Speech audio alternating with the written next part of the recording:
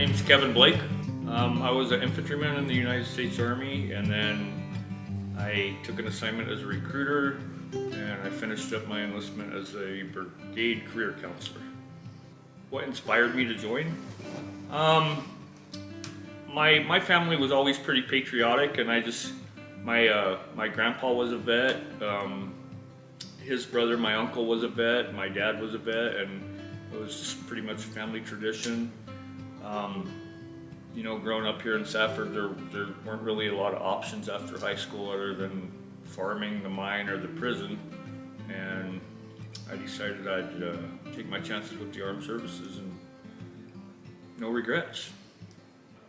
I was an easy recruit. I went down to the shopping center and introduced myself to Sergeant First Class Axe. He was my recruiter, and I remember him. yeah, good man. It made me grow up fast. I enlisted, as a 17-year-old, and then had to figure out life real quick, and the Army definitely helped me do that. My immediate family here in Safford, they were proud of my decision to enlist, and a couple years, I think 4 or 5 years after I enlisted, I got married, and it was a good life. It really was. There's no perfect thing in the world. Some things are always going to be hard. Some things are always going to be unenjoyable. It doesn't matter where you work, and the military is the same way. So deployments are a big part of your service. No matter what branch you're in, you always face the possibility of getting deployed to combat zone, humanitarian missions, civil relief missions like the hurricanes and flooding and tornadoes, just all sorts of natural disasters, and those are kind of the days that make you or break you. When you deploy, if you feel like, why are we here? This is a waste of time. This isn't even our country, and we're worried about these people more than ours.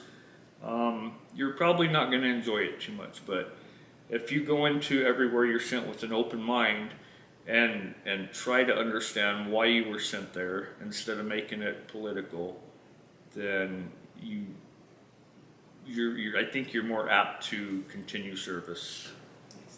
There's a lot of good being done in all the places we've deployed and are currently deployed to.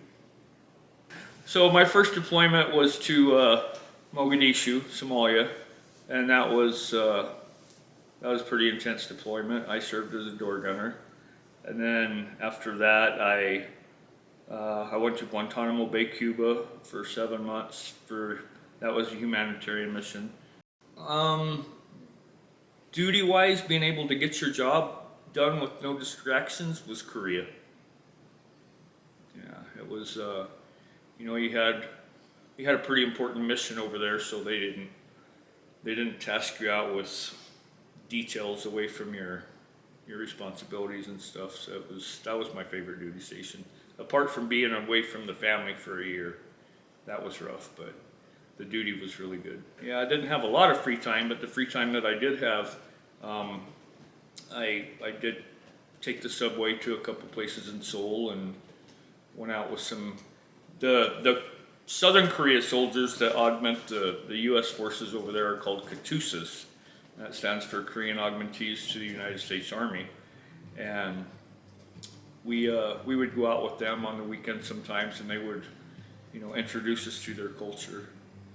And it was better than going out, on your own trying to figure things out. Oh, sure. It was definitely a plus to have some Southern Korean guys with you that could speak Hangul. Bosnia, that was a really good deployment. And then, of course, the Middle East deployments, Iraq and Afghanistan, those were just hot and busy. Veterans Day is it's an important holiday to me, obviously because I'm a veteran, and I've served with a lot of great people that are veterans, and I don't think enough effort is put into it to celebrate Veterans Day. I think a lot of communities treat it as kind of a check the block holiday. You know, they have a little parade and they say, okay, we're a patriotic community because we had a parade, but I really think it could be done better nationwide. There are some communities that go all out and truly make it, you know, a memorable day. You know, being a recruiter here in my hometown in the Gila Valley, so a lot of the kids that I talked to, I went to school with their parents, and you know, a lot of the parents were former service members too. They're vets, so I'm happy I did it. Like I said earlier, there's no regrets. I